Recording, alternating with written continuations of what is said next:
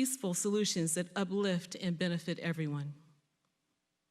And this is greater than a black, white, or blue issue.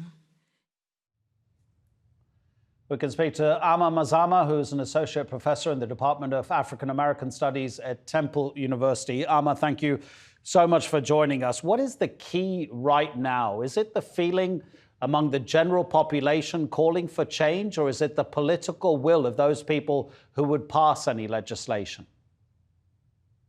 I think it is both, There's obviously a popular demand, that change, occur, and it is understandable. And there's also, of course, the will on the part of politicians to do something to respond, to answer the call, especially this is an election year, so there's much at stake for politicians. But, honestly, I don't know that it would make much of a difference, because the problem is much deeper, in my opinion, than just a matter of, laws, it'll just be a bandage on a deep wound. Absolutely. You have to look at the entire structure and I suppose hundreds of years of acting in a particular way. So I understand the issue of time and needing time to instigate a change. But in terms of a starting position, surely changes in the laws, if that's what is required, that would be a good place to start. But you say that both are important, the political will of those politicians who are the people who pass legislation, listening to those who have been on the streets. But the question then becomes, if the majority of people, and all the recent opinion polls show that many, many more people than before believe that racial discrimination is a serious problem in the United States and the policing of the African American community is a serious problem in the United States. If the majority of people believe that, what happens if the majority of those people are in areas where their representatives on Capitol Hill come from the Democratic Party? What is the drive to make someone from the Republican Party pass that kind of legislation when it may not necessarily speak to the people they represent in their part of America? I'm not sure what the answer to this is. I guess it would be a matter of maybe increasing, demand, the popular pressure on those politicians. But, we must also be very realistic. Not so long ago, before, in fact, what happened to George Floyd, the majority of white people believed that, Black people had it pretty good in the United States and that, discrimination was really not that much of a problem.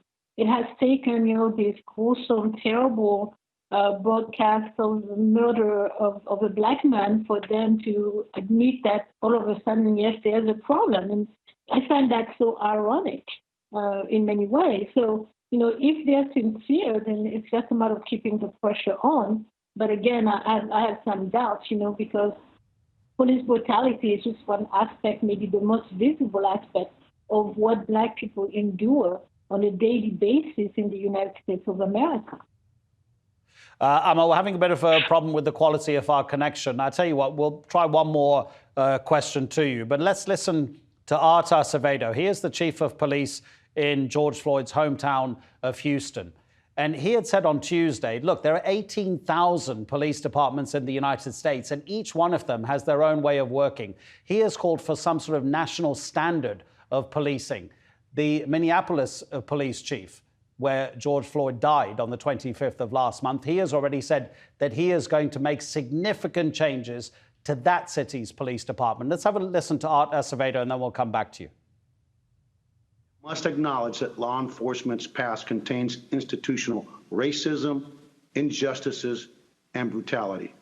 We must acknowledge that policing has had a disparate treatment and impact on disenfranchised communities, especially communities of color and poor communities.